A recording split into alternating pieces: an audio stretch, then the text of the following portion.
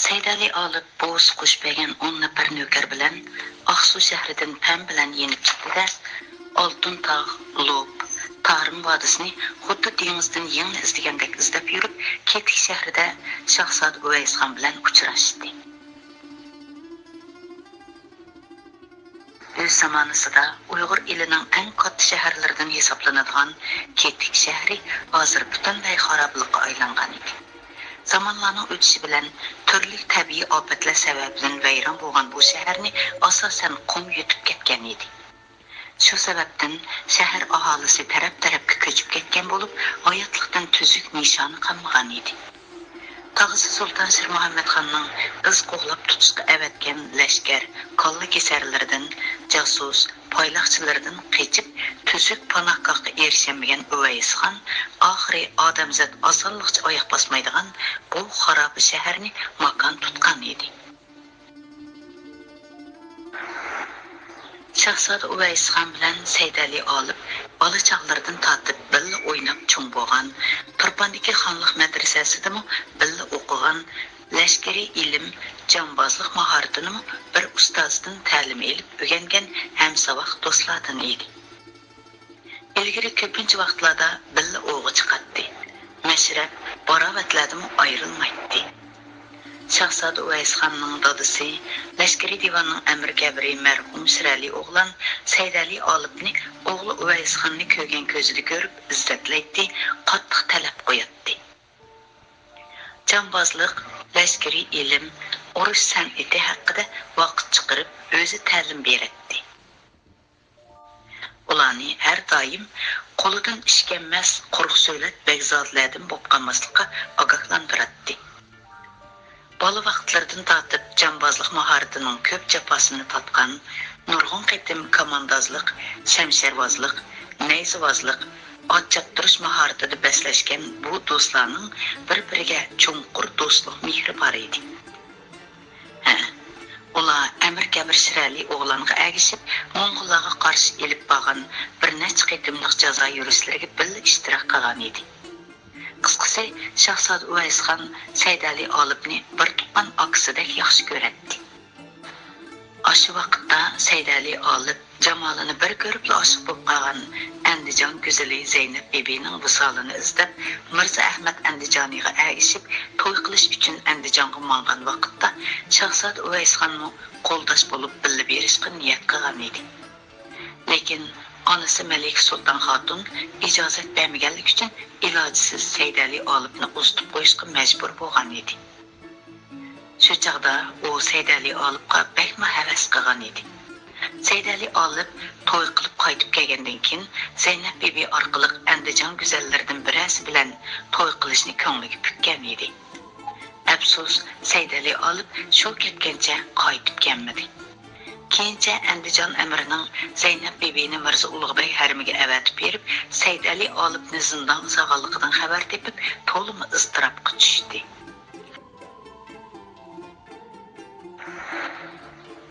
Ulusbegi Xudoydodning qasriga kelib, Saydali olibni qutuldirib olishni murojaat qildi. Hatto do'stini qutuldirib kelish uchun Samarqandga bormoqchi bo'ldi. Biroq shu kunlarda Bo'g'isi Sulton Muhammad Xon to'yqisiz qazo qilib, o'rtada taxt kurashi boshlandi. Shahzoda Uvays Xon kutmaganda bu kurashga beshchilab kirib ketdi. Shuning bilan Ulusbegimi, Shahzodami Saydali olibni qutuldirib kelish xiyolidan bir mezgil voz kechishga majbur bo'ldi. Shahzoda Uvays Xon bilan Saydali olib quchoqlashib ko'rishdi. Ko'rishmagan bir yildan oshgan do'stini ko'rib, Shahzoda ham xushal bo'ldi, ham ko'ngli bir qismli bo'lib qoldi.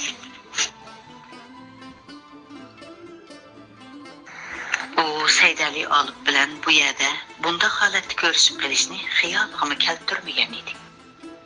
Qo'g'lab kelayotgan lashkarlar xufiya payloqchilardan qechib, to'xtamay u yerdan bu yerga yo'tkilish, yo'shirinish, umidsizlik, tushkunlik Shahzoda Uvays Xonni obdan judatgan edi. U Saydali olibga biroqla 10 yosh cho'ngib qolgandek, shundaqla xiyil pishib tovlangandek tuyg'u berdi. Ilgirki g'amsiz, xushchaqchaq, Bəzmi barobatga omroq ham qaram shahzoda hozir xeyli ig'ir besiq turgun bo'lib qolgan edi. Ilgirki beparvoliq, sho'xliq balqib turgan ko'zlaridan amdilikda o'ychanlik, tamkinlik, horg'inlik ham biroz g'amkinlik balqib turadi. Ikki yigit xos o'tirib uzoq paranglashdi. Bir yildan beri beshidan o'tkazgan kechirmishlarini tafsiliy bayon qilishdi. Bir-biriga tasalli berishdi, yaxshi tilaklarini bildirishdi.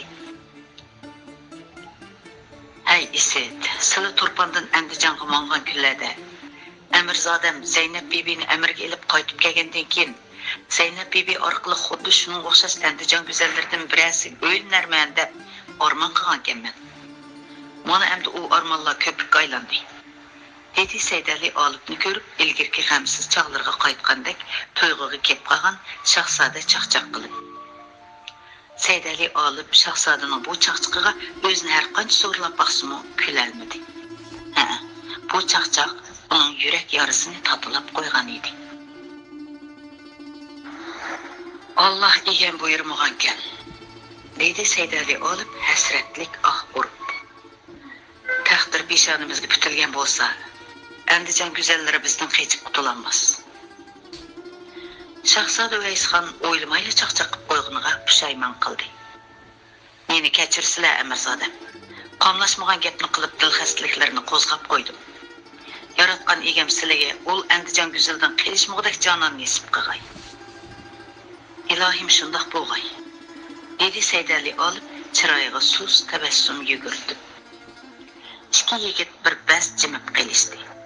Saydali olibning birdanla muңlanib qolganini ko'rib, Uvaysxon o'zini ayblashga boshladi.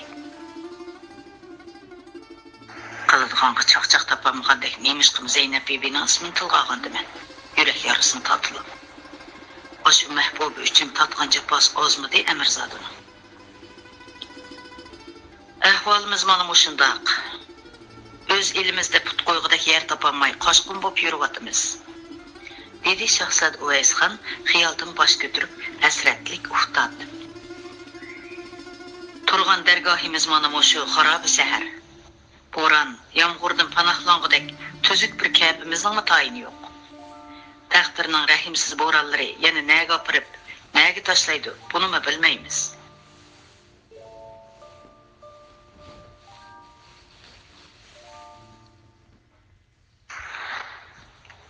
Zinhor ümidsizlanmagaylar shahzodam, dedi Saydali olib do'stiga ishonch bilan qarab. Ümidsizlik insonning eng cho'ng dushmani. Shundaqla har qanday bandaning Allohning inoyatlaridan ümidsizlanishga haqqi. Alloh egamning bandasining talabini ijobat qilmaslikka va'dasi yo'qdir. Talab qil, sabab qil deb degan ota-bovlar. Shijoat kamarini belimizga mahkam bog'lasak, ko'nglimizga pukkan buyuk ishlarimizni vujudga chiqarishimizga Alloh madadkor bo'lsin. Osh kunlar tezroq kesgan ilohim. Keladi, cho'qim keladi. Shu topda Sulton Sir Muhammad xon o'zini ajoyib g'olib chaqlab, mag'rurlanib jahonga patmay kelyotadi. Sen emas, men deyotadi.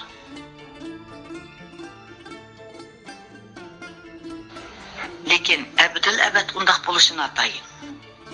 Jahonning tomoshasini bir kun Ayso o'ynasa, bir kun Musa o'ynaydiganligini hamma biladi. Chunki bu jahonning egisi bor. Ayni modda, dedi Shahzod Uvaysxon hayajonlangan holda. Necha vaqtdan beri ümidsizlik dalasida tamtirganim, o'zimni g'erib, yegona his qilganim rost. Shu topda Amirzodam boshqacha umid, kuch-quvvat bag'ishladi. Endi bu shahri ketikning xarobasida xom xiyolga asir bo'lib yetivermay, yurt ichiga kirayli. Avam orasidan yaramliq azmat yigitlarni tepib, Oltin tog', Tarim, Lob, Ko'nchi vodisimi bo'lsa ish davratgacha turayli. Mening xiyolim shu, dedi Saydali olib. Garchi bu vodilar ostonadan yiroq, aholisi shalom bo'lsa-mu, odamlari mard, vafodor, esil kishilardir. Ayni yillarda jannat makon Sulton Xizr Xo'jaxon oliylarimi Muşu vadiladagi avam başpanaq bo'lib, riyakar Amir Qamariddinning poylaqchi qonli kasarlarning qasdidan saqlab qolgan ekan. Ishonmanki, amdilikda ular cho'qim sizlarga agishidi. Yaqindan beri sizlarni izlash jarayonida shuni sezdimki, bu vadiladimi Sultan Shir Muhammad Xonning jasus, xufiya oyg'oqchilari itning qurtidek mig'ildab ketibdi. Shunga tadbir bilan puxta ish ko'raylik. Ular bizning harakatimizni zinhor sezmasin. Bexudlashib xon xo'jasiga silini g'oyib bo'ldi, qo'rqib boshqa ellarga ketdi, toji taxt davosidan voz kechdi deb ma'lumot bersin. Ishqilib ular qanchalik bexudlashib g'aflat qilsa bizga foydali. Baboy Buzruk Ulug'bek hazratlari Oqsud uzoq turmasligi mumkin. Sultan Shir Muhammad Xon o'zining soyasidan gumonlanib urkib turganda Qashqarga avatgan jazo yurish qiluvchi qo'shinni Fatihanda Ostoniga qaytarib ketdi. Shunga Baboy Buzruk bilan aloqalashish hamda o'rda vaziyatidan pat-pat xabar topib turish uchun Turponga yaqinroq joyga yo'tkalaylik. Ko'nglimdagi gapni qildilar Amirzodam. Dedi Shahzod Uvaysxon Saydali Olibning taklifiga qo'shilib. Lob vodisiga yo'tkalamdik. Meningcha Udul Ostoniga boraylik. Dedi ularning qisib uslubga kirgan sarkarda Bo'ron xo'ja gapga qo'shiq selib. Ulug'bek hazratlari ichidan moslashsa, biz teshidan hujum qilsak, gap so'z yo'q, Ostonini qo'limizga elib, Sulton Shir Muhammad Xondan taxtni tortib olaymiz. Qandoq dedim Amirzodam? Shu oy shu kunlarda ovchidan qochgan to'sqandek qechib mökib yurib, ichim bakli siqilib ketdi. Qong'idek bir qirchab qilsam xumardan chiqatdim. Saydali olib sarkarda Bo'ron xo'jaga ham hurmat, ham qoyillik bilan nazar tashladi. Sarkarda janoblarining bahodirligiga butkul jahon qoyil. Lekin donishmandlarning o'gitlarida maqsad o'qni tadbir yosida otsa dal tegidi deydigan hikmat bor. Baboy Buzrukdan anglashimcha, Sulton Shir Muhammad Xon Ostonining muhofizatini bakli kuchaytirib etibdi. Hozirliklari intayin puxta ekan. Uning ustiga sarkardalarning o'ziga osiylik qilishidan voyim gap. Ularning biraridan farzandlarini o'rda yusinlarini o'ginadi degan bahona bilan o'rdaga akeltirib, nazarband qilgan hisobda ayrim o'rinlashtiribdi.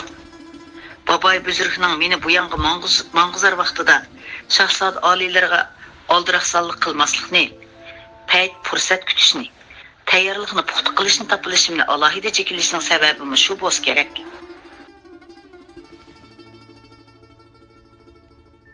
Ta'mimcha Sulton Shir Muhammad Xon hozir qopqonni qurib qo'yib, o'ljining kelishini kutib turgan yeligar ovchiga o'xshaydi.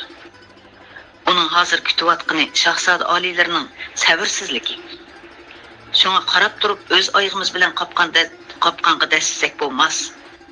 Agal Lopvatisiga boraylik. Choparman avatib Baboy Buzruk bilan aloqalashib turaylik. Maslahat tadbirlarini anglab boqaylik. Xotirjam bo'lsizlar janobi sarkarda. Rasa xumardan chiqqidek qirchab qiladigan paytlar hamon keladi. Saydali olib shahzodaga qarab chaqchaq qildi. Bol dargohda har qancha namratlikda yashasizmi, mehmonni g'izosiz kutib olmaydiganlar oliylari, qo'saqlar nog'ir chalg'il ne vaq? Qursaqlar nog'ir chalg'ili ne vaq? Shunda qilaylik. Bizning qursqimizda bir nog'ir bo'g'ini bilan Amirzodamning qursqida 2 nog'ir bor. Chunki bo'ybasta 2 kishilik keladi emasmi? Dedi Shahzod Uvaysxon qoqoqlab kulgunicha.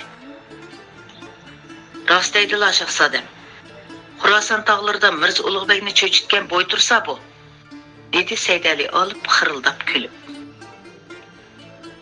Shuning hayronman Amirzodam, dedi Shahzod Uvaysxon kulgisini to'xtatib. Nemishqa oshchaqda yo'lbosni o'ldirib Mirza Ulug'bekni qutuldirib olgan bo'g'iydilar. O'slining eng ashaddiy raqiblari tursa. Bu ishga o'zim hayronman, dedi Saydali olib o'rnidan turib etib. Balkim o'chaqda har ikkilimizga xirs qilib etilib kelgan yirtqichni ko'rib, enimdagi Amrohimning ashaddiy raqibim ekanligini esimdan chiqarib qo'ygan o'xshayman. Oshunda qismatga men emas, sili yo'liqsilimi ajal o'qini raqiblarga emas, yo'lbosga otgan bo'ladilar. Durust, dedi Shahzoda qoyil bo'lgan holda. vücutlardaki mertlik, adami fazilat, adovatxo'rlikdan g'olib kelgan gap. Haqiqiy bahodir azmat degan raqibini qiyin ahvolda qolganda paylamaydi. Bundaq qilish qo'rqinchoq, nomard, to'q yuraklarning payli. Qisosxo'rlik boshqa, mardumardonlik boshqa. Har ikkilisining namoyon qiladigan payti so'rini bo'ladi. Meni tushunganliklariga rahmat oliylari, dedi Saydali olib minnatdorlik bildirib. Samarqand, Xorasonning yo'lboslarimi bizning Tarim yo'lboslaridek bormikan, Amirzodam? Qiziqib so'radi Sarkarda Bo'ron xo'ja. Sizlar u tarafning yo'lboslarini mushukdek bormikan deb qolgan o'xshamamdilar Sarkarda. So'radi Shahzoda chaqchaq qilib. Yo'qsa, hargiz undaq demoqchi emasman, dedi Sarkarda Bo'ron xo'ja o'ng'aysizlanib. Har yurtning yo'lbosi o'xshamaydi-da. Shamizlar qarab basla Amirzodamning bo'ybastiga. Şunu yolvasdan ancha cho'chib ketgan Mirza Ulug'bek Amirzodamdan cho'chib ketgan gap. Şunun qaraganda Mirza Ulug'bek oliylarmi chog'liqli odamkan. Şunun qaraganda Mirza Ulug'bek oliylarmi chog'liqli odamkan deb qo'ding'sidi Sarkarda Bo'ron xo'ja. Jeniga ora turgan odamni e'tiborlab endi saqlamoqda yo'q. Arzimas bahona bilan qaytirib atganini ko'mamdigan. Bo'ron xo'ja gapni deb bo'lib darhalla xato so'zlab qolganini his qildi-da, Saydali olib qarab izohat berdi. Yana gapimni xato tushunib qolmaslar, Amirzodam. Bir hisobda Mirza Ulug'bekning bu qilganim yaxshi bo'pti ekan. Bo'lmasa sizlar bilan bu dargohda ko'rishish nasib bo'lmas edi. Ha, ma'u gaplar joyida bo'ldi Sarkarda, dedi Shahzoda Uvaysxon Bo'ron xo'jaga qoyillik bilan qarab. Gap so'zni buncha avaylab ketmislimi bo'ladi? Amirzodamning ko'ngli ko'ksi o'zining bo'yidimi egiz? Nədimi odamning ko'ngli ko'ksini egiz deydigan gap bor Shahzodam, dedi Bo'ron xo'ja xirildab kulgunicha. Kang deysizlar mundaq. Aslida shundoq demoqchi edim, lekin maqsadni Amirzodamning bo'yiga taqqoslab sifatligim keldi-da.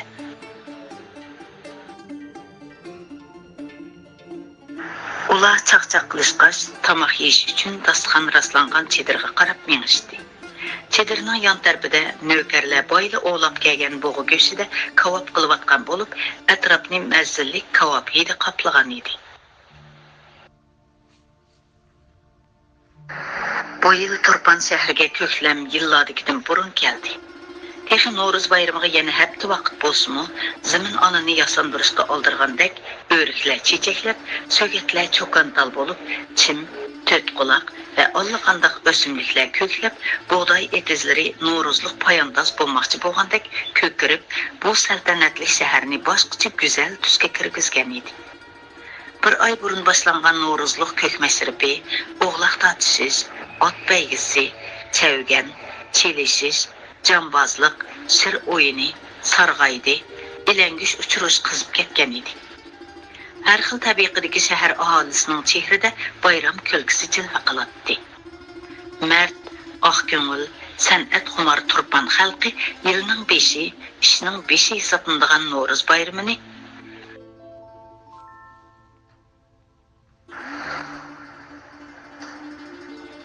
asrlardan beri ajoyib katta o'tkazishga odatlangan edi. Hamma oilalar o'yla aramlarini supurib, yotgan ko'plarni oftobga silib, gilam kegizlarini qiyiqib, bayramlik kiyimlarini, hatto 9 xil donliq ziroatlardan etiladigan No'ruz oshlarining xurishlarini tayyorlab bo'lgan edi. Shahar ko'chalari, kunduzi jambozlar, serikchilar, sehrgarlarning o'yinlari, voiz maddohlarning jangnoma hikoyatlari bilan kechasi yosh bolalarning qaboq ko'tarib tovlagan No'ruz qo'shiqlari bilan qizib ketgan edi. Supurib, suv chechib tozlangan shahar ko'chalari pokiz, ozodi ko'rinadi. Eriqlarda sup-suzuk qari suvlari eqib turadi. Faqat temirchilik, tikkuchilik do'konlaridagi usta shogirdlar ko'ngil ichishlaridan mustasno edi. Ular ketman, sapan, o'tug'uch qatorliq dehqonchilik qurollarini so'qish, xaridorlarning buyurtgan bayramlik kiyimlarini tikish bilan aldirash edi. Gezmon savdogarlari shoyi, atlas, tatilla, sagaz, chakman, maxmal, duqava, xəsi rəxlərini top-topa bilan keltirgan bo'lib, do'konlari soda-setiq bilan qizib ketgan edi. Xeylidən beri xufiyə paylaxçılardan Şahzad Uvaysxanның Moğoliston təbəsidəki yurtlarının birəsində hərəkət edib bağlılıq toğrusida heç qandaq məlumat tapşırıb almagan Sultan Shir Muhammadxon şu günlərdə xeyli xatircəm bo'lib qalgan edi. Şəhər darvozasiga qaraydigan qaravullarmı şəhərə kirib chiqadiganlarga qaratilgan ta'qibni xeyli bo'shashtirib qo'ygan edi.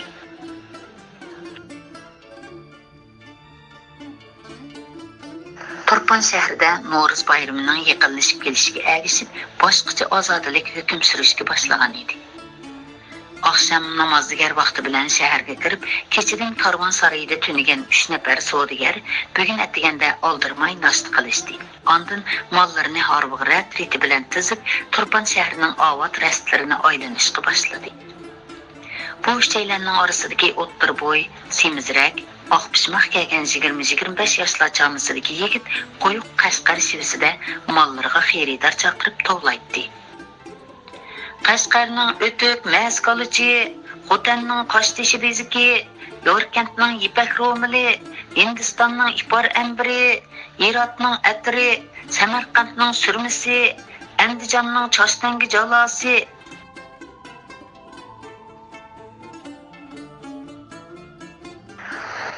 Amma sana qaylab qo'y uğavalla, çoğukununga Novruzluq, qizg'unchanga Novruzluq, mehribon onalaringa Novruzluq, köyümcan egich sing'illaringa Novruzluq, qaylab qo'y, qosh ko'zingning to'pisini qaqib etib qaylab qo'y, qaylag'anga pul olmayman, bugun olmay ati kelib so'rsang yo'q deyman, endi kessam kelmayman.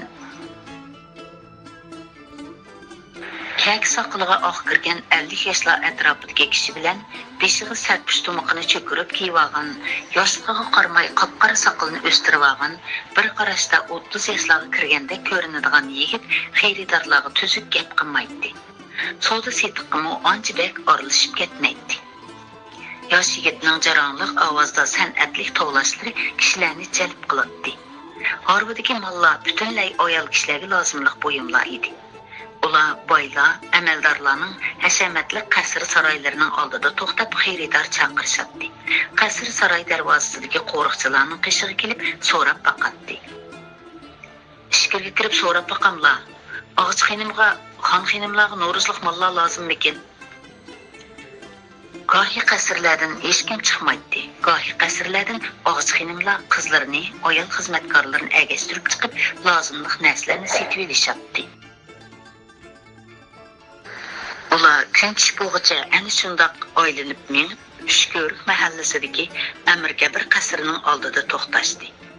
Qora soqolli yigit qasr darvozasiga qaraydigan buvayning qishig'i kelib, tavazzu bilan salom qildi. Buva, ishga kirib og'joyimda so'rab baqamdilar. Novruzlik oldigan kam ko'tilar bormikin? Optapsin mögdab o'tirgan buvay ushyoqmagan holda beshini ko'tardi-da, erinchaklik bilan javob berdi. Malika Sultan Ağca lozimatlarini taqlab bo'lgan. Boshqa dargohning qo'rqini qiqib baqsila balam. Qora soqolli yigit buvayning ko'zlariga qarab turib yelindi. Ogal kirib so'rab baqsila, balkim yana lozimliklari chiqib qolur. Buvay tarsoliq bilan qapqini turdi. Dedim qo'siliga, bizning Ağcayim oyamlik so'rliqini qilib bo'lgan. Kirib ma'lum qilsam bekor. Aqchan Malikayimni avar qildirib kelmadi. Bo'g'ay, amisi mundaq bo'lsin. Men mollarimni Ağcayimning oldiga o'zim ekkiray. Meni qasrga kirgizvasizlar. Ajabmi bir budishqoq odam kella, dedi buvay g'udirib. Kirgilar bo'z kirivasizlar. Tujjar haq degan ajoyib bo'ldikina. Mollarni haq olay demisini zo'rlab. Tujjar degan savdogar degan so'zgani.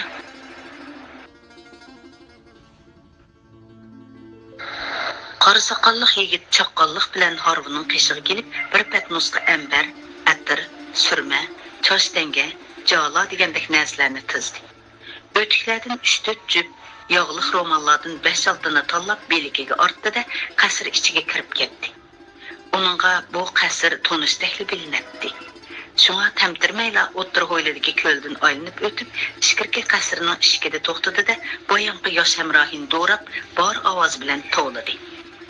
Qashqarning o'tiki, Yorkentning ipak ro'mili, Xotanning qoshtishi beziki, Hindistonning ipor ambari, Iroqning atri, Samarqandning surmisi, Andijonning choshtangi jalasi.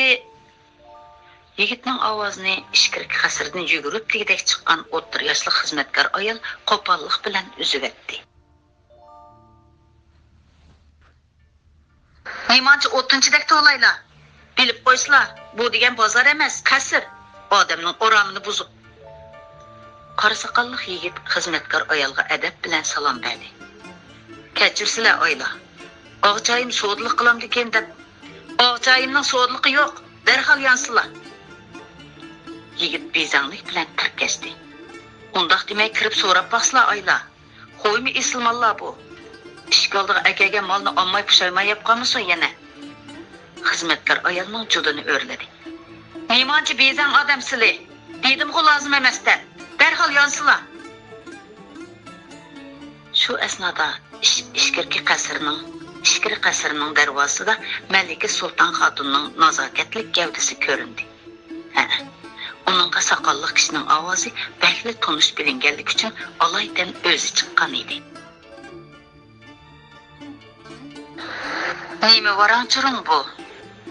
Dedi shoir ro'mol bilan yuzini yerim to'sib olgan Sulton xotun soqolli kishiga mundaqli qarab qo'yib. Savdogar yigit Sulton xotunga beshini egib, tavazzu bilan salom bergandan keyin oldirab eg'iz ochdi. Og'chi oyimni ipor ambar, atir qatorli xushpuroqlarga alohida zavqi bor deb anglab, olaydan kelib edim. Uni oyla lozimi yo'q deb yo'limni to'sib oldi. Malika Sulton xotun soqolli yigitga bo'ydan beshig'icha sinchilab qaradi-da, shu hamon yuragi jig'idiqib ketdi. Tova, bu shumidi? Qosh, ko'z, qonsiri, bo'y basti.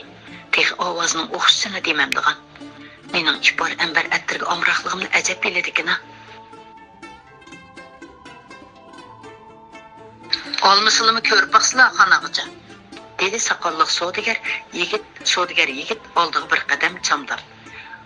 Puruqi ko'ngillarga yiqib qolsa ajab emas. Mavi atirni purab baqsizlar, cho'qim yoqtirib qolalar. Sizlar yaxshi ko'radigan Guli Rayhonning puruqi bor. Sulton xotun yigitga yalt etib qaradi. Sizlar yaxshi ko'radigan Guli Rayhonning puruqi bor deydi ya. Mening Guli Rayhonni yaxshi ko'radiganimni nima biladi ekan desa? Ah, Xudo. Bu shukkan-ku. O'g'lim, sevimlik o'g'lim. Kech kunduz didoriga intizor bo'lgan ko'zimning qorasi. Bu joy bekli optotgan, xonalarga epkirib ko'rib baqamlar og'joyim. Ana, jenim ana. O'g'illarni tanımayvatam. O'g'illarni tanıyamayvatamdilar. Yoki xizmatkorlarni ehtiyot qilib tanishlik bermayvatamdilar. Men o'yisam, sizning o'g'illar. Shu daqiqada ona bolaning yuragi bir-birini tonigan edi. Malika Sulton xotun ko'z janoqlariga liq to'lgan yoshlarni yoshirishga tirishib javob berdi. Ma'qul, Ishkirga marhamat qilsizlar amisi. U xizmatkor ayolga burilib dedi. Havoxonaylar, o'zlar berib ishlarni qilaversizlar. Xo'sh. Xizmatkor ayol Sulton og'achiga cho'nqur bir salom berib o'tgandan keyin sirtqa qarab mangdi. Shahzod Uvaysxon Ishkirki qasrga kirib, engiga chaplab olgan soqolni so'yib elvatdi-da, onasiga egilib turib salom berdi. Assalomu alaykum ona. Salomat turdingmi? O'g'lim, jigarim. Malika Sulton xotun o'g'lini bag'riga bosqancha o'pkidab yig'ladi. Anasının oldida yosh to'kishni yigitlik subatiga munosib ko'rmagan Shahzoda Uvaysxon chanqiga liq to'lgan yoshni to'xtatib oldi. Yolg'iz keldilimi o'g'lim? So'radi Sulton xotun o'g'lini asta bag'ridan ajirdi. Yo'q, yana ikki hamrohim bor, dedi Shahzoda onasining biroz judab qolgan chehriga mehri bilan qarab. Ular nerda qoldi? Bu chaqqa karvonsaroyga ketib bo'lgandi, boya qasrning eshik oldida qolgan. Billi epkirsizlar bo'lmasmidi? Herhalde ehtiyot qildik. dedi Şahzadə düşündürüp. Men qasırdan patlı yenip çıkmasam, ular sarayga yanğaştırdıgan bolğan. Singlim Uz Sultan xenim bilan Maxtum Sulu xenim görünmeydi o. Singillarni boyim Mirza Xevirbegning qizi chaqirtib map avatib tikan. Shularning qasriga ketdi. Egiç singil ikkisi bilmikin, yelg'ichi kep qala. Ana o'g'liga qonmay qaraydi. Bir necha oydan beri xat xabarlar bo'lmagandikin ko'p ansiradim. El yurtning hech qanday yeri xoli emas. Hamma yerni xonning payloqchilar qoplab ketdi. Onun ustiga Ulug'bek hazratlari chaparmanlar orqali bir necha vaqt harakat qilmay yo'shirinib turishimni bakli tavsiya qilib ketdi. Shu sababdan yonlariga kishi avatishdan ehtiyot qildim. Gaplardan qaraganda Ulug'bek hazratlari bilan aloqa qilib turgan o'xshamamla. So'radi ana ajablanib. Shundoq ana, dedi Shahzoda Uvaysxon. Ulug'bek hazratlari bu haqda o'zlari bir nima demagan o'xshamamdi. Ulug'bek hazratlari Turponga qaytib kelgandan beri og'ichisini avatib pat-pat ahvol so'rab turdi. Ammo bu haqda faqat eg'iz ochmadi, dedi ana xiyolchanlik bilan. Ko'nglidagi osonlik chiqishiga bilindirmaydigan u odamning nima muddasi borkin tan bilolmadim. Ulug'bek hazratlariga ishonsalar bo'ladi, dedi Uvaysxon. Tex bilmaydilar. Hozir mening yenimda Ulug'bekning nevrisi Saydali olib bor. Ana o'g'li ajablanib qaradi. Ol baxti qora Amirzoda Samarqandda Mirza Ulug'bekning zindonida emasmidi? Qandoqsiga? Shahzoda onasiga Saydali olibning ahvolini qisqalik qilib tushuntirdi. O'tgan yil Ulug'bek hazratlari Xo'ja Sharif isyonini besib turish uchun Qashqarga jazo yurish qilganda Saydali olibni tutqunlikdan qochib Samarqanddan Oqsuga kelgan ekan. Ulug'bek hazratlari uning qaytib kelganini hech kimga bilindirmay mening qashimga avatibdi. Shuningdan beri menga hamroh bo'lib turyotdi. Sizlarga avatgan xitimda bu ahvolni deymo degan, lekin navoda xat xufiya payloqchilarning qo'liga tushib qolsa, sir oshkorinib qolmasin deb yozmagan edim.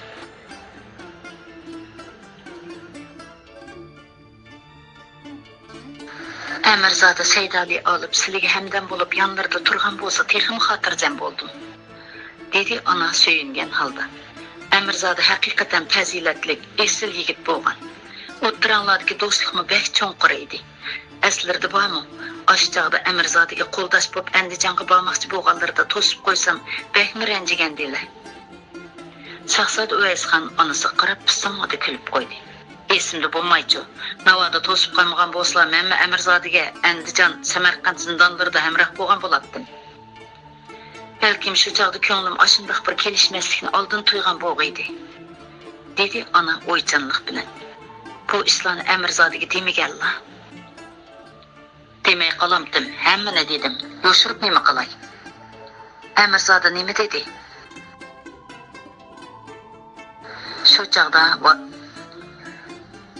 Shu chog'da validalarning silni avatmagini yaxshi bo'pti ekan dedi. Sulton xotun chiroyiga sus kulki yugurdi. Men ostondan ketgandan beri xon tog'am silni ovar qilmagandu. Ovar qilmay qolurmi? Dedi Malika Sulton xotun inchki qoshlarini himirib. Yolg'ondan kuyingan bo'lib elib, og'zimni ko'chilab baqdi. Shahzoda niyatimni xato tushunib qoldi-yey. Muxoliflarning domiga tushib ketdi-yey. Bola kichik emasmi? Ozmas Alloh debdikan. Qaytib kelsa o'rdaning darvozasi har qachon ochiq. Otisining lashkari divondagi amirlik martabasini beriman deydi dehi. Nima deb javob berdilar? Nima deydim? O'g'limning nadligini o'zlab biladilar. O'zlar tog'isi bo'lgandikin o'g'limni tepib basla dedim. Keyinchi bizni esidan chiqarib qo'yganda kor bo'lmaydigan bo'ldi. Balki mening og'zimdan gap ololmaydiganlikka ko'z yetgan cheg'i. Xonish ancha-muncha yo'qlab turibdi. Lekin men haramga oyoq besib boqmadim. Bilmadim, bu qora kunlar qachon oxirlasharkin tam. Dedi ana ma'yuslangan holda. Ko'ngillarni yerim qilmaslar ana. Armon qilgan u kunlarga oz qoldi, dedi Shahzoda onasiga tasalli berib. Ulug'bek hazratlari hozircha vaqt emas, fursat kelganda o'zim xabar berman deb to'sib qo'ydi. Bo'lmasa allaqachon o'rdiq bostirib kirib, beshimga kelganini ko'ratdim. Hargiz qaramliq qilmag'aylar, dedi Sultan Hatun. Belkim Ulus Begining o'ylaganlari bordi. Taqdir tadbirga bog'liq deb ekan.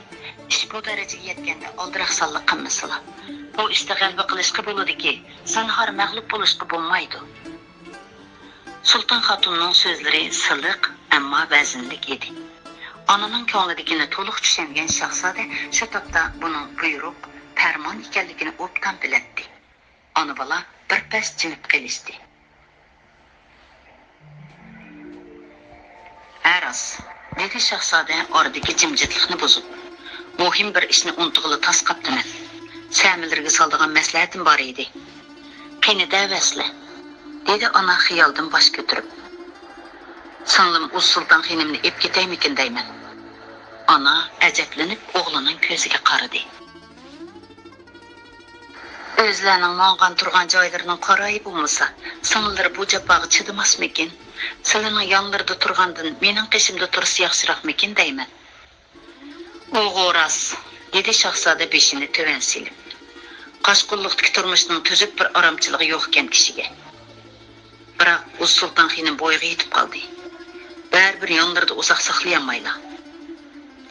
Shundoq o'g'lim, qiz bola talaning odami. Qiz bola talaning odami deydigan gap bor. Dedi ona o'g'lining so'zini bo'lib. Elimi elchilarning bosh og'riqidan qutulolmayapman. Ko'zimni yumib yotliq qilib etishga ko'nglim unimadi. Otalari rahmatlik oyat bo'lgan bo'lsa, bu ishlar buncha boshqa turibmi ketmaydi. Hech bo'lmaganda dod yo'lliq oks ustida turmasa, to'ydek bo'lamdi deysizlar. Ana ko'ngli buzilgan holda ko'ziga yosh oldi. Shahzoda Uvaysxon biroz sukutdan keyin yana og'iz ochdi. Men Uz Sulton xonimni qishimga akitib yotliq qilaymikin deb o'ylab edim.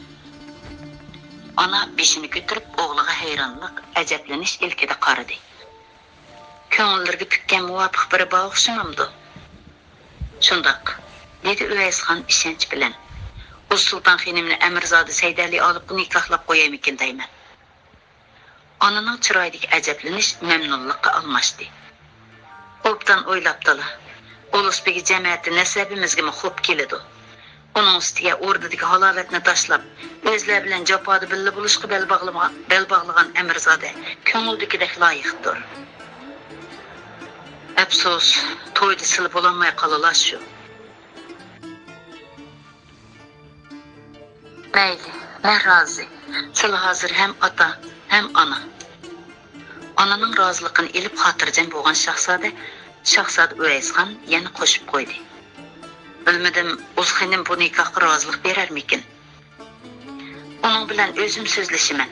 Har ikki singillari bir-biridan g'araz uqadigan bola bo'ldi. Xotirjam bo'lsizlar. Kaginimni Maxtum Sulu xonimga bildirsa qanday bo'lar? Uni bahla sig'inib ketdim. Ko'rishmay ketishga ko'nglim unmaydi. Ko'rishsam kichiklik qilib bir kimlarga deb yurarmikin deydigan andisham bor.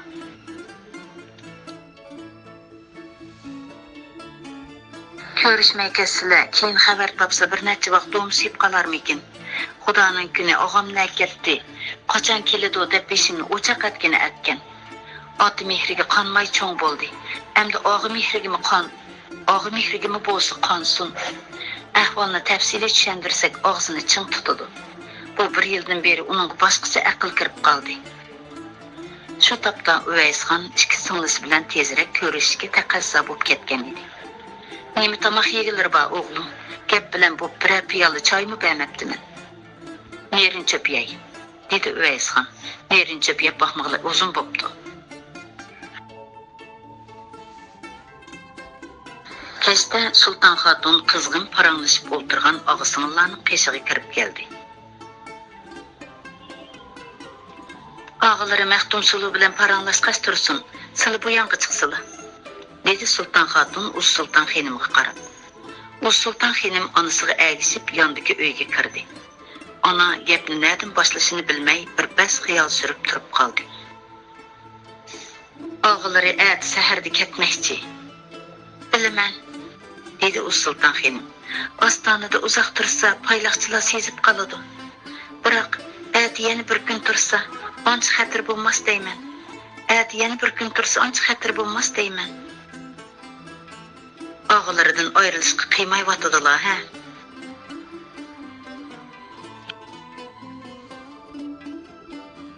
Sanımı şundaq, dedi Sultan Xenim həsrətlengen halda.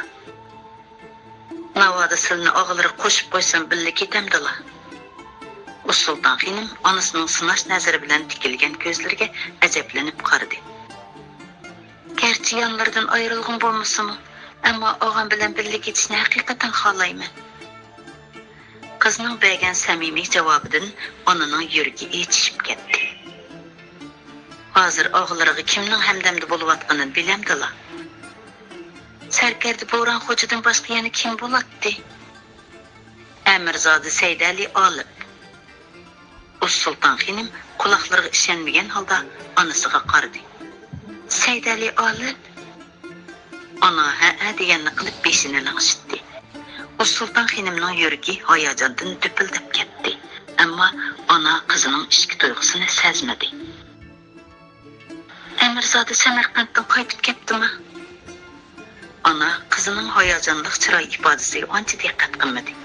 Sanchilab qargan bo'lsa, qizining ko'ziga g'illida yosh kelib qolganligini sezgan bo'ladi. Sultan Xenim Seydali olib to'y qilmoqchi bo'lgan Andijon güzeli Zeynep bibining Mirza Ulug'bek harmiga kirib ketganligini anglab xush bo'lgan bo'lsa, lekin Seydali olibning Samarqand zindoniga qamalganligidan hasratlanib, kech kunduz faryod chekib yuradi. O'ltiris qopsa ko'z oldidan o'sha egiz bo'yliq yigit neri ketmaydi. Sultan Xenim ta bugungacha o'zining Seydali olibga oshiqligini yoshirin kuyib yurganligini hech kimga bildirmagan edi.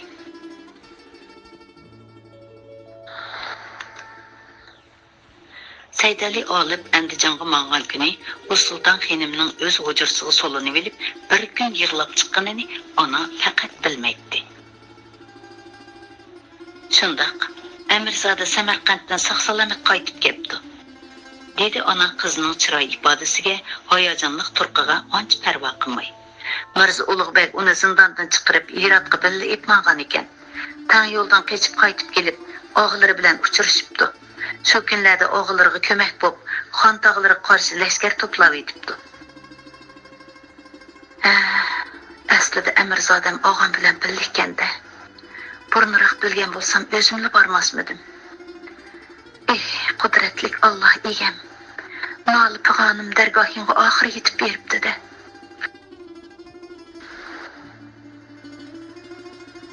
Talabimni ijobat qilib murodimga yetkazganingga ming tasanni. Og'am bilan billa bo'lsam, Amirzodam menga qandaqroq tarzda muomala qila? Yoki burunqidek beparvo muomala qilarmi? Yo'q, endi qarab turmayman. Ko'nglimni izhor qilaman. Nemishqa og'ilroq qo'shib qo'ymoqchi bo'lganimning sababini so'ramayli-ku. Sultan Xenim xiyoldan bosh ko'tarib, onasining ko'ziga lappida qaradi. Onaning gap so'zlarining tagida biror sir yoshiringandek bilinib, bemalliqqa javob berishga oldirmadi. O'zlarini Seydali olib nikohlab qo'yayli deyapmiz. Onam nima deyapti? Ota anglab qolmagandi mana. Bu tushun emasdi.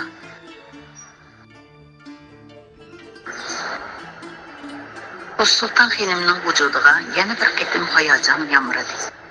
Onasi ishki tuyg'usini, orzu xiyollarini bilib qolgandek xijil bo'ldi. Onasining chiroyiga qarashga petinamay beshini to'ran soldi. Ona qizining bu turqini xato tushunib qolgan edi. Nemishqimi gapni udulla devatgandiman. Muddaimni agitib biroq bildirsam bo'pti ekan. Xijil bo'lib qoldim ona. Yo'q, uning Amirzodiga mayli yo'qmidi. Sultan Xenim o'yga yetib qoldi. Boshqacha xiyol bo'lib qolsa, yo'q, undaq bo'lsa bo'lmaydi. Uni chuqum Amirzodiga yotliq qilaman. Amirzodi Seydali olib, fazilatlik esil yigit, dedi ona o'ng'aysizlangan holda. Balkim bu nikoh ishi sizlarga tasodifiy tuyulgandi. Qiz cho'ng bo'lsa, amoniyatlik bo'ladigan gap. Lekin nasabi esil undaq yigitni topmoq tez. Onun ustiga shu topda u o'g'illarining toji taxtini qo'lga olish uchun jinini fido qilyapti. Shu daqiqada Sultan Xenimning qulqiga onasining so'zlari faqatla kirmaydi. o'y xiyoli allaqachon Said Ali Olibning qishig'i ketgan edi.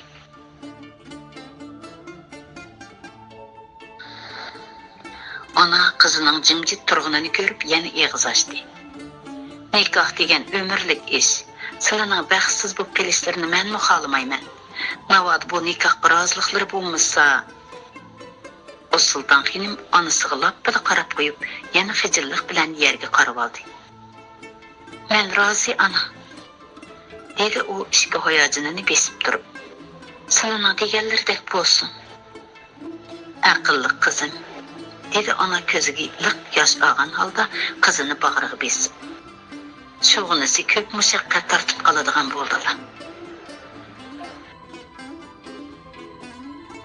Hurmatli o'quvchilar, bugun kitobni mush yergacha o'qib beray.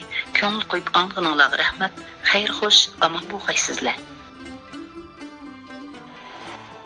Atsi 4 kishilik karvon atirdi. Osh vaqti bilan Turpan shahridan chiqib ketdi. Ularning orasida aranch kiyinib xizmatkorlardek yasinib olgan Malika Uz Sulton xonim bor edi. Ular shu ma'ngancha 10 kuni peshin vaqti bilan Tarim vodisidagi Pök Baraqsan to'g'raqliqqa yetib keldi. To'g'raqliqning ichkarisida Said Ali Olib bilan Sarkardi Bo'ron xo'ja manga yaqin navkarlar bilan ularni saqlab turgan edi. Parmag'ayla shahzodam, dedi ular salom berib.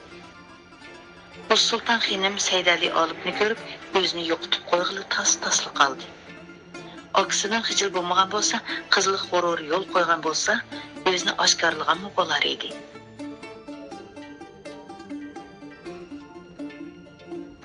Said Ali Olib shahzoda bilan birga kelgan yosh yigitga shundaqli bir qarab qo'yib, balkim shahzodaga ergishib kelgan yigitlardan bo'z kerak deb o'yladi-da, ortiqcha ko'ngil shimidi. Shahzoda yigitlardek yo'snib olgan singlisini o'zining xos chediriga boshlab qo'yib, xos navkarlarga chedir ichiga xohlagancha kirmaslikni topiladi. Bu ish Said Ali Olibning diqqatini tortib qo'ygan edi. Oliylari bu qitimqi safarda amirzodlardan birarsini boshlab kelgan o'xshamamdilar. Dedi Said Ali Olib kashli xizo ustida bir qur ahvollashib bo'lgandan keyin gap ko'chilib. Mehmonni chaqirib olmamdiq. Dostxonga biz bilan birga daxil bo'lsin. Buguncha ayrim g'izolang'ay, dedi shahzoda quvliq bilan kulib. Alloh xolisa, bugun cho'qim birga g'izolindilda amirzodam. Hozircha oldirmisizlar. Turqidan yigitlarga xos subatidan ko'ra, qizlarga xos nazokati chiqib turadigan, qosh ko'zlari to'kilib turadigan yigitchaq Said Ali Olibning o'tkir nazaridan qochib qutulanmagan edi. Lekin u shahzodadan ko'chilab so'rab berishni adabsizlik bilib, lomjim demidi. Bay u yigitning o'ziga ajoyib bir seg'inish ilkida tikilib qarashlarga parvo qilib ketmagan edi.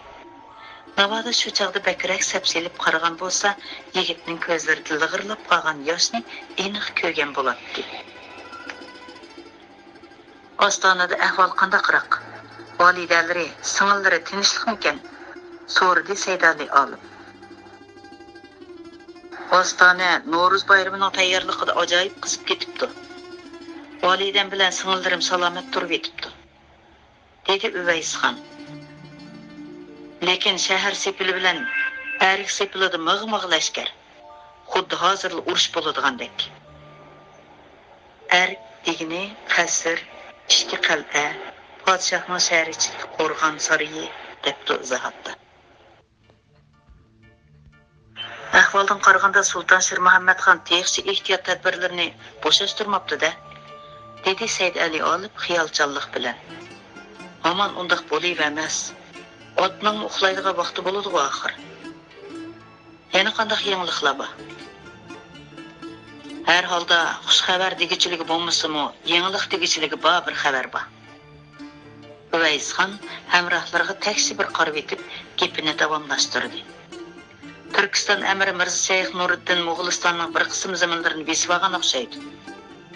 Xonning Fatihida u tarafga lashkar tortish ehtimoli bor deb qiladi. Mirza Shayx Nuriddinning zaminimizga tarvuz qilgani yaxshi bo'lmasa-mu, Lekin xonning jazo yurish qilish uchun ordadan chiqmoqchi bo'lganligi yaxshi xabar ekan. Dedi Saydali olib, qo'lidagi g'ajilab bo'lgan ustixonni dasturxonga qo'yib turib. Kaminalari Samarqandlik chig'imda Mirza Shayx Nuriddinning Mirza Ulug'bek saltanatiga itoat qilishdan yenib olganligini anglagan edim.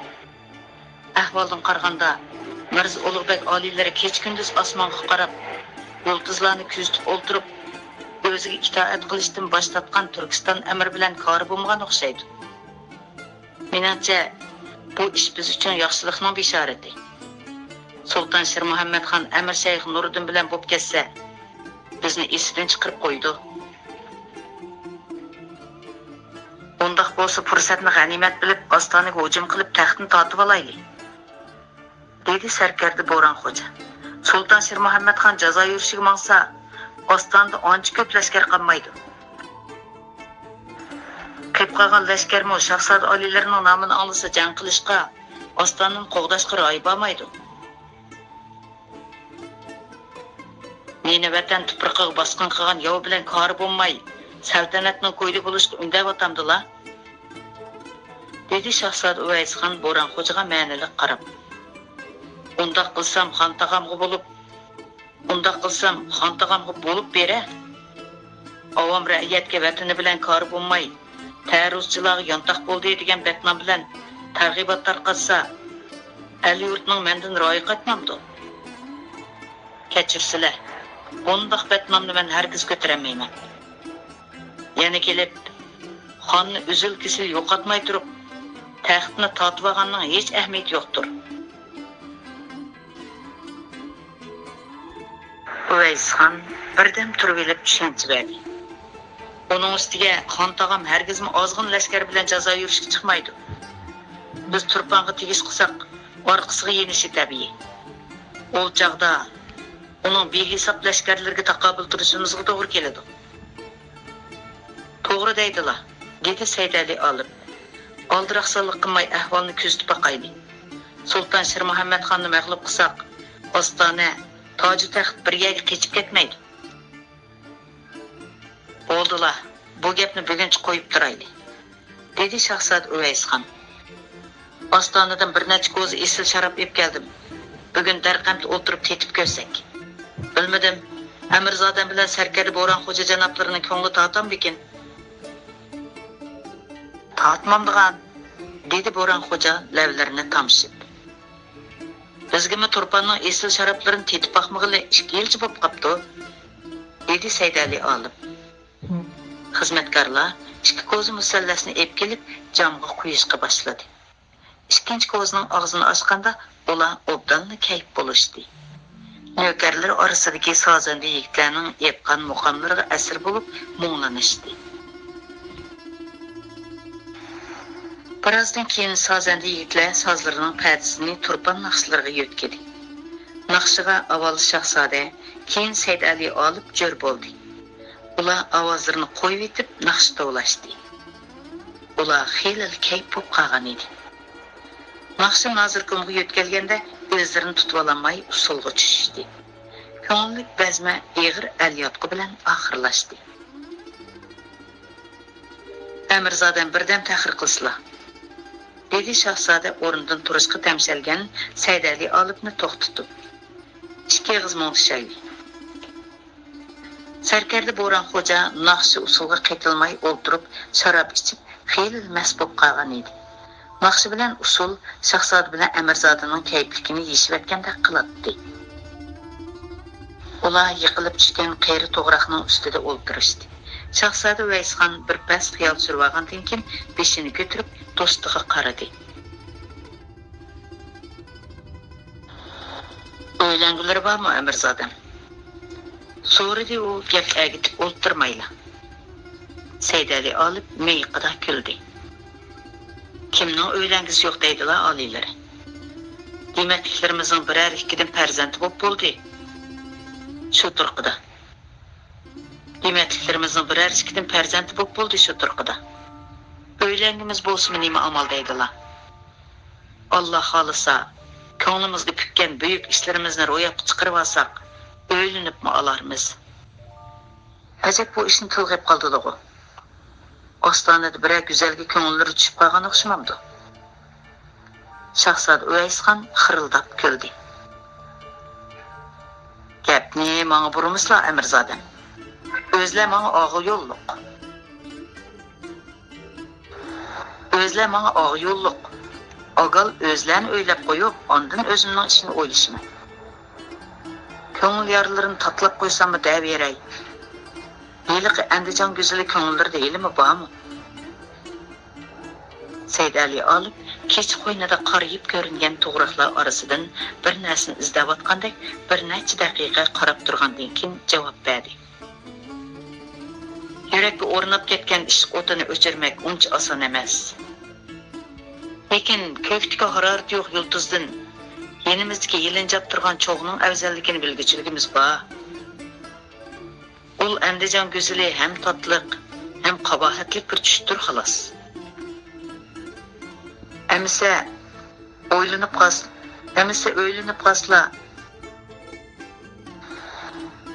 o'ylanib qolsa, mahbublariga chin yuraklaridan ko'ngil beralarmi?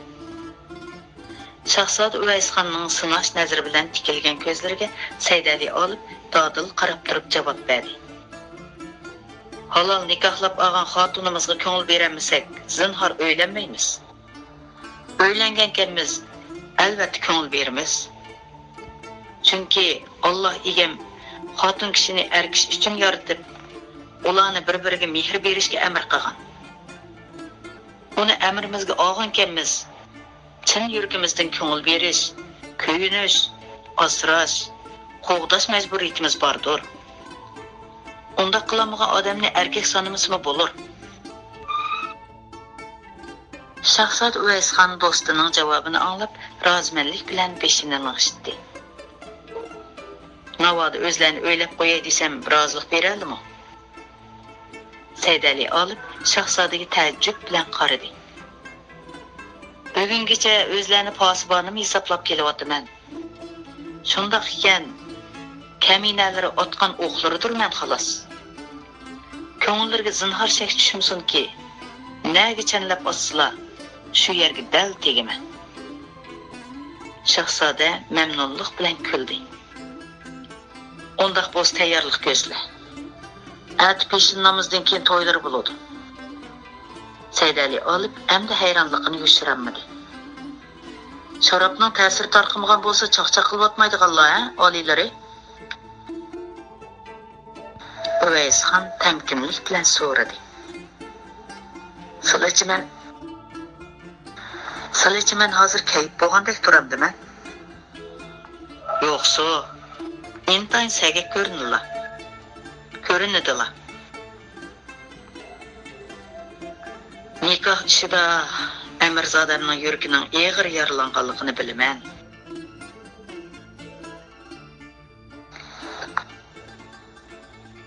Nikoh ishida Amirzodamning yuragining eg'ir yaralanganligini bilaman. Dedi Shahzoda Uvaysxon vazmin ohangda so'zlab. Shunga har qancha chaqchaq qilgan bo'lsa-mu, nikoh ishlariga chaqchaq qilishga zinhor tilim bo'lmaydi. O'zlarining ko'ngil xo'shliklari mening shodligimdir. Bu dövrem ostandan o'zimcha boshboshliqlik qilib, noyitim nozik bir gulni cheklariga qisib qo'yish uchun yeb keldim. Bilmadim, qabul qilishga maylilari bormikin? Said Ali olibning vujudiga gurrida hayajon o'lashdi. Shu topda Shahzodaning vujudidan do'stlikning emas, bir qusoq inining qarindoshlik mehrini sezib-atdi. Oliylarining bu katta himmatiga rahmat demakdan o'zga choram yo'qdir. Ul Gulirananing kimligini bilgilir yo'qmi, Amirzodam? Albatta bilgim bor. Ammo so'rashdan o'ylayapman. Shu daqiqada Said Ali olibning ko'z oldiga boya Shahzodaning xos chediriga kirib ketgan aranchi kiyinib olgan nazokat egisi lip qilib keldi. Shahzoda oliylar ostondan epkagan Gulirana shu ekanda. Kim bu edi? Shahzoda oliylar qandoq uchrab qoldi ekan? Balkim bu farzimnikidek uncha oddiy ish bo'lmasa kerak. Şahzadə Uvaysxan Səydəli Alıbның xiyalını bölüb etdi. Sonrasdan xicil bolsa özüm dep berey. Ol Gülirananın ismi Uz Sultan Xenim. Kəminə pasibanlarının sınlısıdır. Səydəli Alıb Şahzadəyə yalt etib qarıdı. Vücudida qaytadan bir ləhsə hayacan görüldü. O Şahzadənin öz sınlısını nikahlab berisini xiyalığımı keltirmegen idi. Şu daqiqada ko'z oldiga bundan 2 yil avval Turpandagi vaqtlarda Amirkabir qasrida to'zda kiyinib 41 tal o'rgan chochlarini nozik bellarda o'ynatib, gohi kitob o'qib, gohi kashti tikib yuradigan chiroyli qiz keldi. Səydəli Alıb har qitim Şahzadəni izlab kelganida Amdil Rasid bo'lishga boshlagan bu sho'x o'moq qiz bilan chiqishatdi. Qo'lidagi kitob kashtlarini tortib olib teriktiratdi. Qaynimalikam qo'llari yasi olsila deb beshidan egiz ko'tarib turib oladi. Səydəli Alıbning qo'lidagi narsalarni elishga bo'yi yetmagan qiz birdan jili bo'lgandan keyin xizmatkorlarni sho't ep kelishga buyurdi. Mushundaq medirlamay tursizlar. Ha, sho't qo'yib turib olaman, deydi qiz biliqlab kulgunicha. Taqdirning yozmishi nima degan ajoyib, ha? Mana endi o'sha o'moq qiz Səydəli Alıbning mahbubi bo'lmoqchi. Vücudu baxtiyorlikqa cho'milgan Səydəli Alıb hayajondan bir necha daqiqa o'zini yo'qotib qo'ygan edi. U o'ziga tikilib qarab turgan Shahzodaga qarab darhol esiga keldi. Shahzoda oliylarining himmatiga tashakkur. Menga ko'rsatgan bu mehr shafqatlarini bir umr esimda tutaman. Yursizlar, endi orom olaylik. Xuddi bir she'rin tush ko'rgandek tuyg'uga kelib qolgan Səydəli Alıb ajoyib go'zal tuyg'ularga asir bo'lgan edi. U Shahzodaning xos chedirining oldiga kelganda chedirga tashnolik ilkida pam bilan qarab qo'ydi. Shahzoda chedirining oldida bir necha daqiqa turgandan keyin asta kayniga yondi. U bo'yiga yetgan singlisi bilan bir chedirga yetishni beab ko'rgan edi. Bugun kecha eng yaxshisi o'zlarining chedirlarida qo'nib qolsam bo'g'dik. Dedi Shahzoda va kuzatib turgan navkarlarga chedirning muhofazatini kuchaytirish haqida farmon berdi. Shahzoda topilmasimi navkarlar kecha navbat bilan olmishib kuzatib turardi. Chunki bu yerda dushmanning tahdidi bo'lmasmi, yirtqich hayvonlarning tahdidi bor edi. Atsa-deganda o'rnidan turgan Səydəli Alıb Shahzodaning uyqusini buzib etmaslik uchun pam bilan kiyindida bomdod namozini o'qib bo'lib, noshta qilib olgandan keyin 10 necha navkarni ergashtirib, to'g'raqliqning ishqarisiga yurib ketdi. Kechacha tuzuk uxlayolmagan Səydəli Alıb bugungi to'y uchun ovga chiqqan, ov g'animatlari orqali to'y ahliga to'ycha berishni ko'ngliga pukkan edi. Tushga yaqin 2 bug'a va 10 necha qirg'ovul ovlab keldi. Jimjimli yo'qab ketsalar nima ketdikin deb qopdiman, dedi Səydəli Alыбni ko'rib chiroyiga kuldi yugatgan Shahzoda.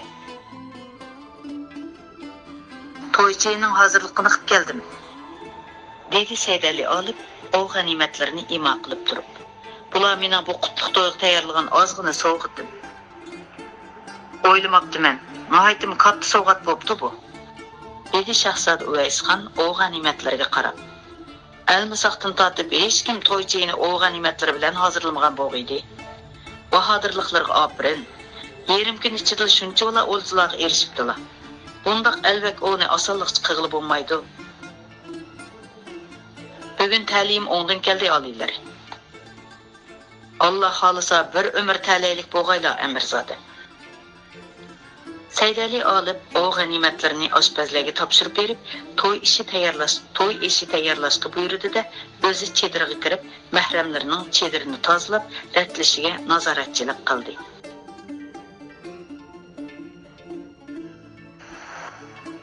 To'yning gapi tuyuqsiz chiqib qolg'achqa, yigit biroz oldirab qolgan edi. Shu orada soch soqollarini qirdirib, yuyinib, kiyim almashtirib olishga oron ulgurdi. Peşin namazdan keyin Tarim vodisidagi bu qadimiy to'g'raqliqda to'yning nag'ma navosi yangradi.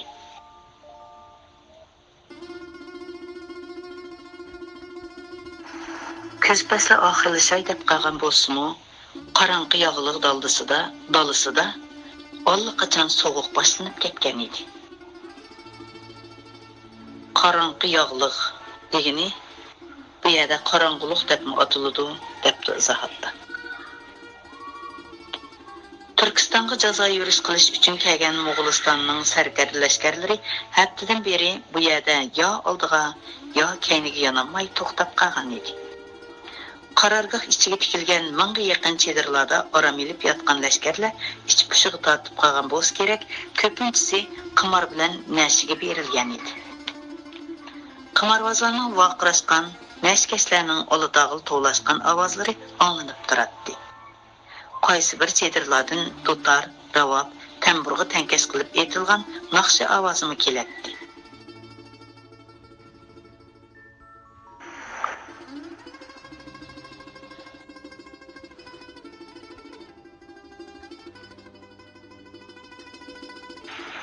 U Amir Shayx Nuriddinning kuchini salchiqlab qolganligini his qildi. Turkiston lashkarlari mudofiyada turib Mudofiyasi intayin puxta edi. Tez suratda jang qilib, Turkistonning shahar qishloqlarini bulab talab, chaqroq mol dunyo to'plash tamasida turgan sarkarlarmi Amir Shayx Nuriddinni itoat qildirib, G'albi Nusrat bilan poytaxt Turpondagi ashamatlik ordisiga qaytishni ko'ngliga pukkan, haramidagi aysh ishratlik bazmlarini seg'inib qolgan Sulton Shir Muhammadxonni oldirab qolgan edi. Biroq ishlar uning kutgan yerdan chiqmayotdi. Turpondan lashkar tortib chiqqan vaqtda birli hujum bilan qo'lga keltirishni ham xiyol qilgan G'albi Nusratdan texchilab umid yo'q edi. Shundoq Sulton Shir Muhammadxon Turkiston amiri Amir Shayx Nuriddin bilan bir necha qitim jang qilib baqdi. Jangda g'alaba qilolmagan bo'lsa, har holda yengilib qolmadi.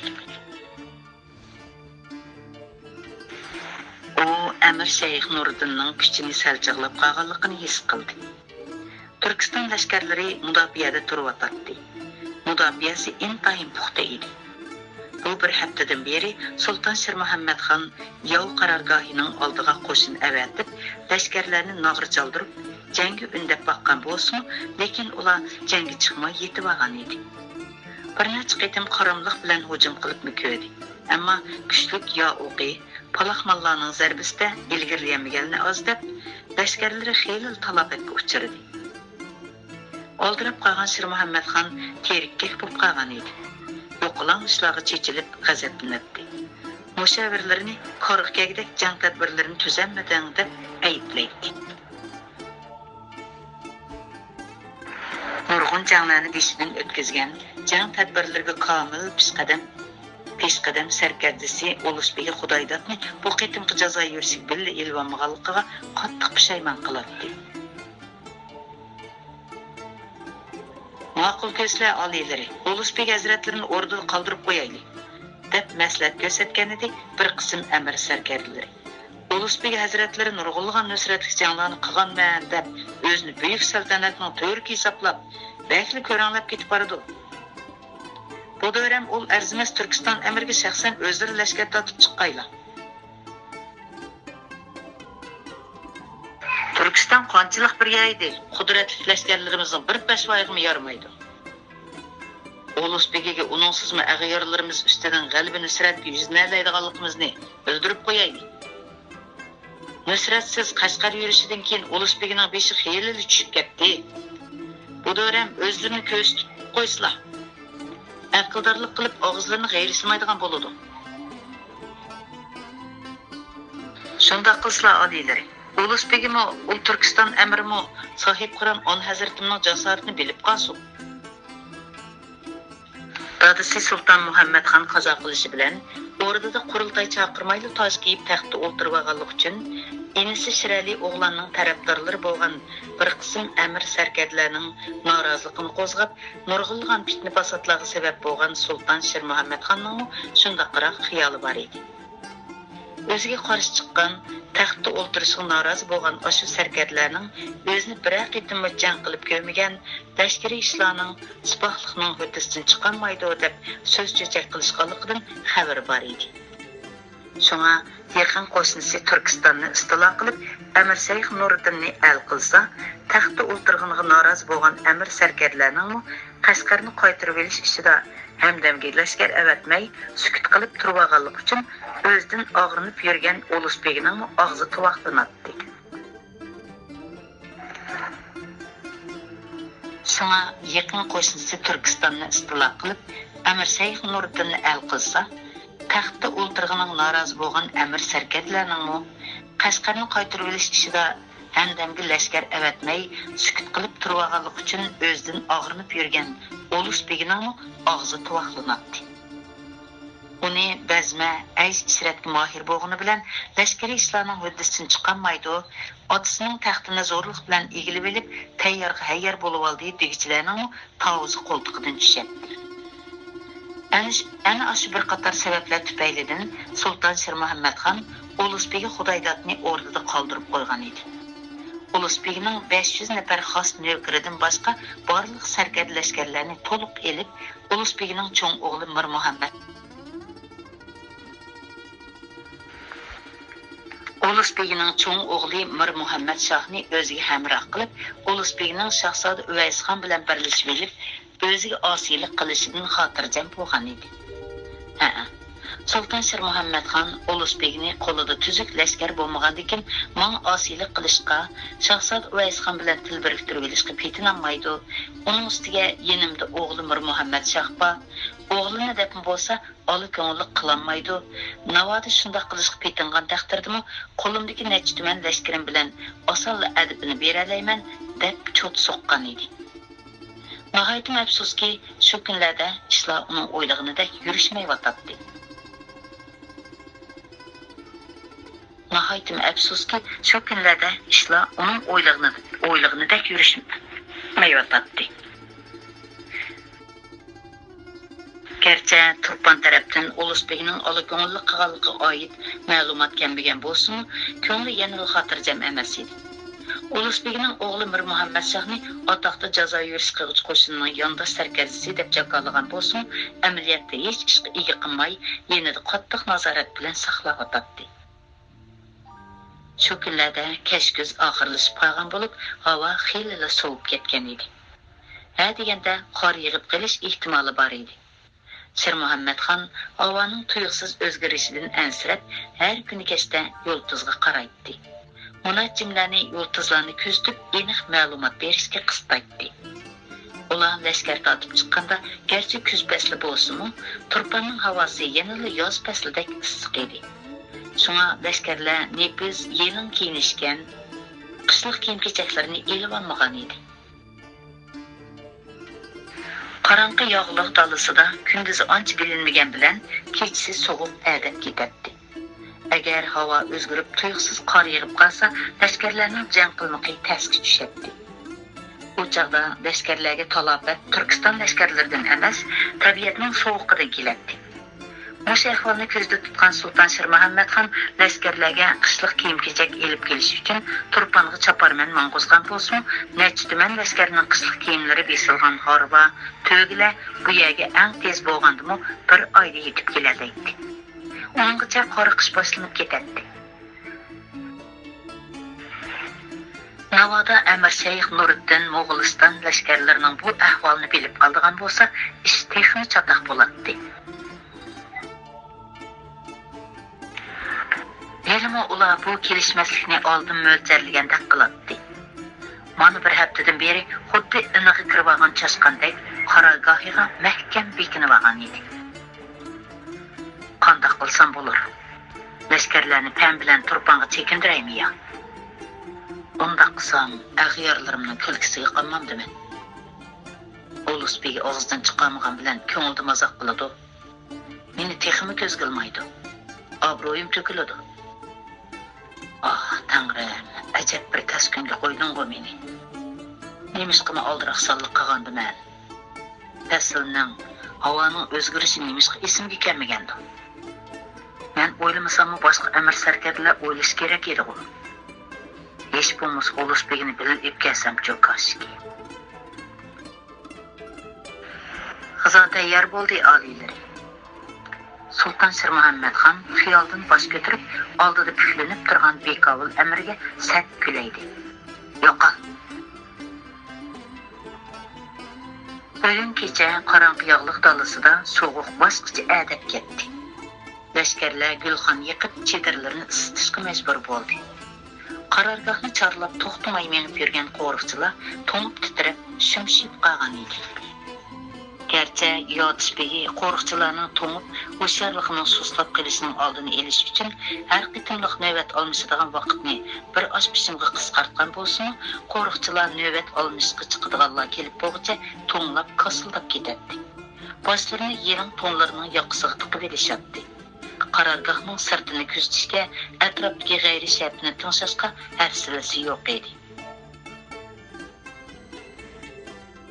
Yodisbegi degani qarorgohning kechilik muhofazat ishlariga mas'ul bey, debdi izohatda. Asiyada kuzat qiladigan vaqtning tezroq o'tishida, o'rniga olmishadiganlarning patroq kelishida, gulxon yiqilgan chedir ichidagi issiq yotqonga kirib olishdi qolgan edi. Minglarcha chedirlardan shakllangan qarorgoh suv vaqtiga yaqin sherin uyquga asir bo'ldi. Eransizlik bilan dugdiyib turgan qo'riqchilarni mugdak bosgan edi. Garchi ular ostan medirlab turishsa, vujudini havolut uyqusi asir qilgan edi.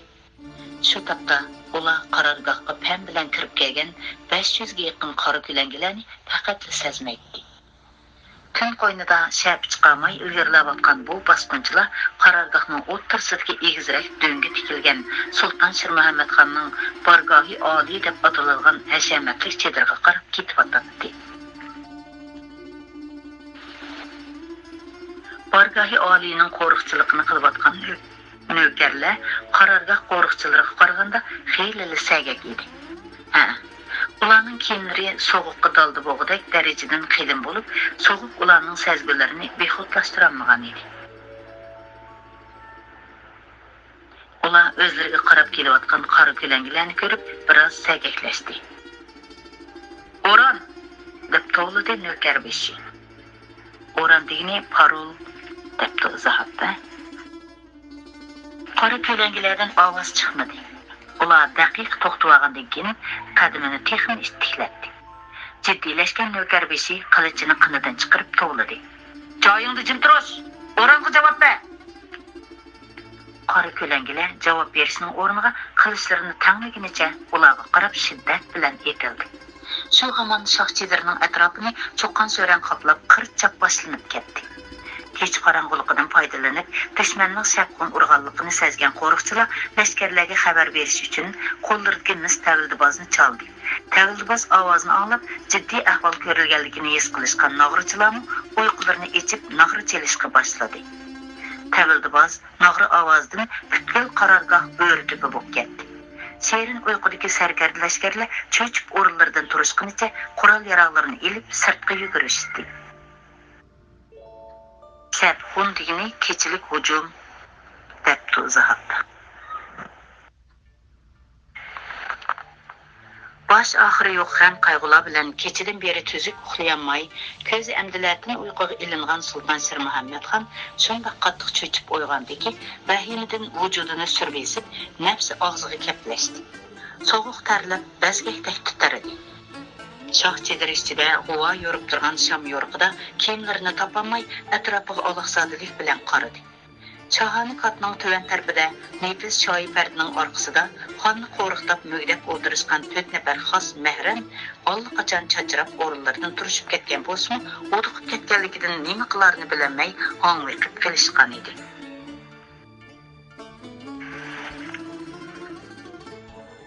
Har holda dastorpech darhol dastorpech deganimiz xonning kiyim-kechaklari mas'ul mahram debdi izohatda. Har holda dastorpech darhol esini yig'di. Oldirab tenab xonning kiyimlarini tepib kiyinishiga yordamlashdi. Qattiq qo'rqib ketgan xonning put-qo'llari qo'lashmay, ha deganda kiyim kiyishga moslashib berolmayotdi. Xon ming bir jafoda oxiri kiyindi. Bu chaqda bosqinchilardan bir nechasi shoh chedirga bostirib kirdi-da, oldini to'sishga jur'at qilgan mahramlar bilan qilishishga boshladi. Qutqulida jon qolmagan Sultan Sir Muhammadxon lag'ildab titirganicha yo'shiring'idek joy izlab to'rt atrofiga qaraydi. Kimlardandir madad tilaydi. Chashqin to'shga saroy ko'rinib, burniga o'lim purab turgan xon hayotidan umid uzgan edi. Ah, Tangrim, ajalim mush yerda to'lgan o'xshamamdi. Nemishqim bu jazo yurishni ixtiyor qilgan bo'g'iydim. Sepillar mustahkam Turpan shahridan chiqmasam bo'pti ekan. Ular nemishqa yuzlarini qoralatib bilan urib oladi. Yoki bu Turkiston lashkarlarining qoidasimikin, ha? Xonni jon pidoliq bilan qo'g'dayotgan ikki mahram orqa-orqadan bosqinchilarning qilichida yer tishladi. Ana o'sha halqiliq paytda shoh chedirg'a xonning 10 necha navkari yopirilib kirdi-da, bosqinchilarni oraga elib, o'tkir qilichlar bilan yer tishlatishga boshladi. Olilari, bu yoqmaslar. Dedi biroz o'shini yiqqan dastorpish murdada qetib turgan Sultan Sir Muhammadxonni shoh chedirning orqa tarafga tortdi. Olaq soatlikda xuddi kichik bolaga o'xshab qolgan xon ko'ziga nijotlik yo'li ko'ringanda dastorpishning kaynidan agashdi. Shoh chedirning orqa tarafi har holda bexatar edi. Jon qayg'usida qolgan Sultan Sir Muhammadxon sirtqa chiqqandan keyin biroz esiga keldi-da, atrofga alanglab qaradi. Xon oliylari orqamdan kelib o'tadi deb o'ylagan dastorpish yugurib mong'inicha xeyli uzoq ketgan edi. Sultan Sir Muhammadxon birdinla o'zining yolg'iz qolganligini his qildi. Shoh chedirning oldi tarafidan anglangan qirchap sadolari kecha qorong'ulik bilan birlashib, uni iskanjaga olgan edi. Jon qayg'usida mo'dirib mong'inicha atrofdan yo'shiring'idek atlish joy izlayotgan xonning ko'ziga yo'g'on bir ozg'al cheliqdi. Mush yerda birdan doldillanay.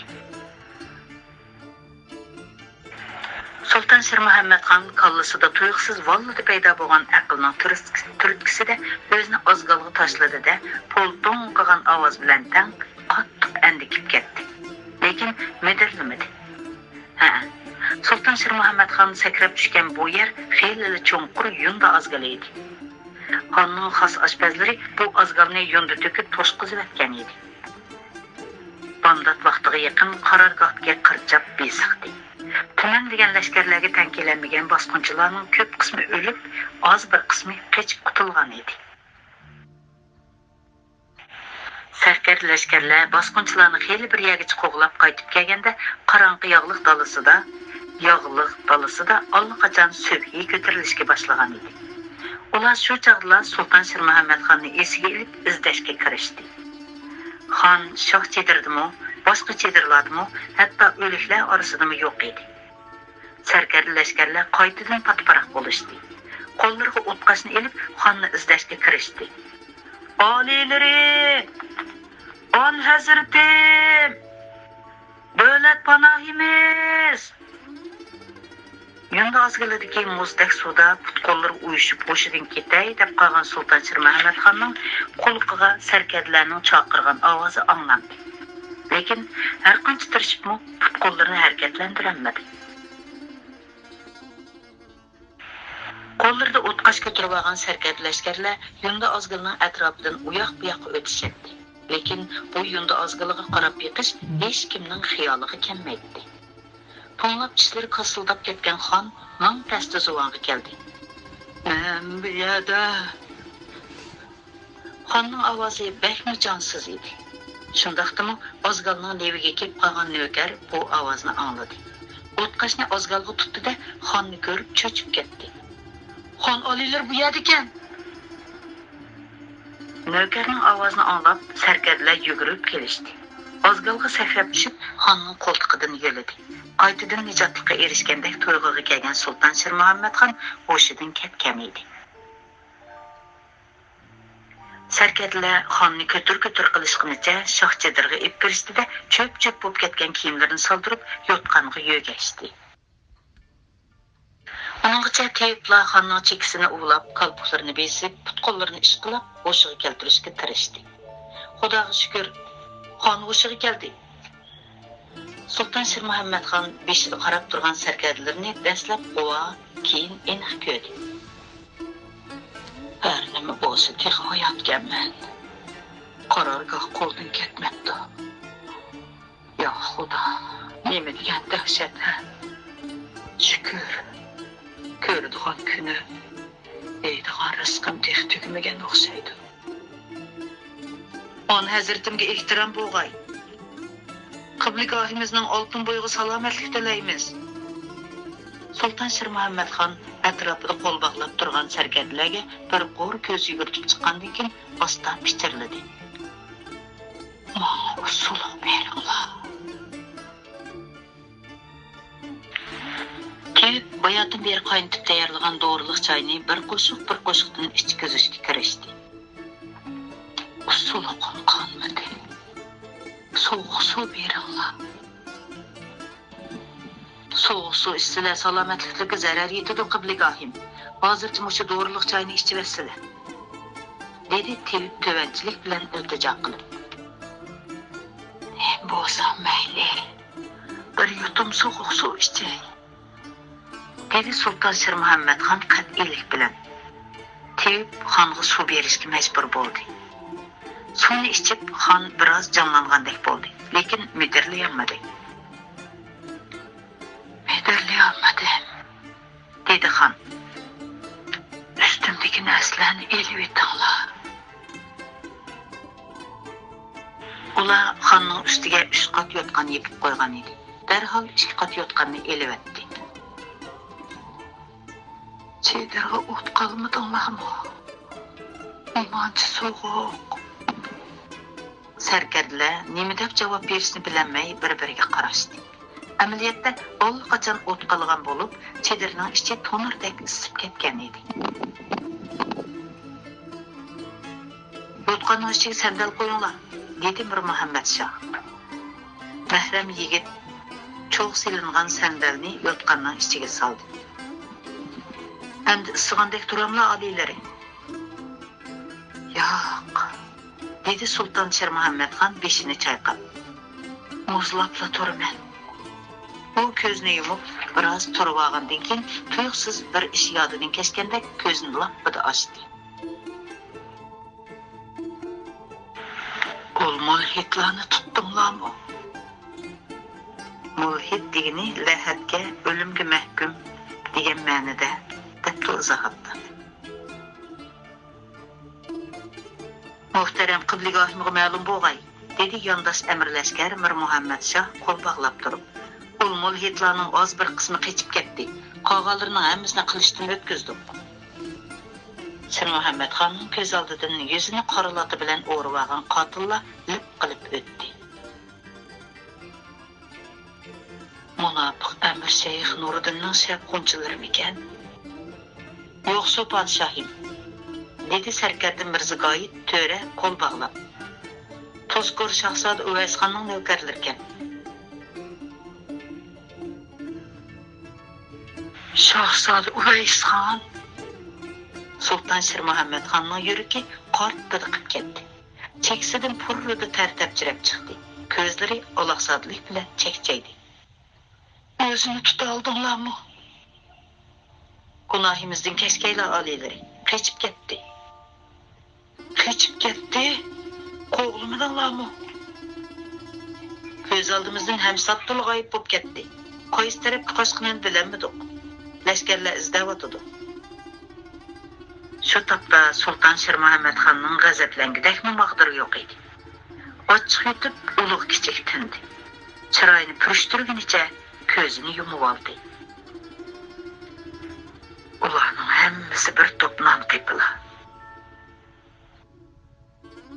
Ularning shahzoda haqida bergan yolg'on yovdoq ma'lumotlarga ishinib yuribdiman deb. Ko'zdiman ularga yolg'onchiliklarini.